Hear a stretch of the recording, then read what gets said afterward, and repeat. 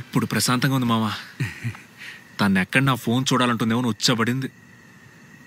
ఇదంతా ఓకే, నువ్వు భయపడుతున్నావు కరెక్టే. తనెందుకురా భయపడుతుంది? హే, నీకు తన మీద నమ్మకం ఉంది కదా. నీ ముఖం చూస్తే అలా లేదే. రే ఉందిరా. సూపర్ రా, ఫోన్ ఆఫ్ చేసి పడుకో, అంతే కదా. అంతేకాదు, నమ్మకం ఉందిగా, ధైర్యంగా ఓపెన్ చేసి చూడు.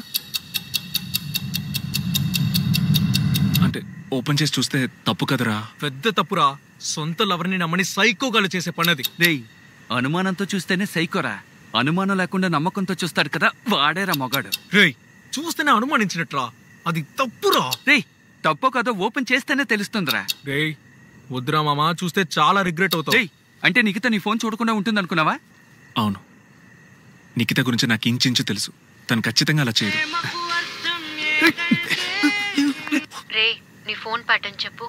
ఏ నిఖిత, మీ నాన్నే బుద్ధి లేకుండా మాట్లాడుతుంటే నువ్వు కూడా. బాబు నేను తన బాబునే మాట్లాడుతున్నా. ఫోన్ లౌడ్ స్పీకర్ లో ఉంది, బట్ నేను కోపగించుకోవాలా. కొంచెం ప్యాటర్న్ ఏంటో చెప్తారా? Uncle 7 uncle. అవ్వలేదే బాబు. Slanting 7 uncle. ఓపెన్ అయిపోయింది.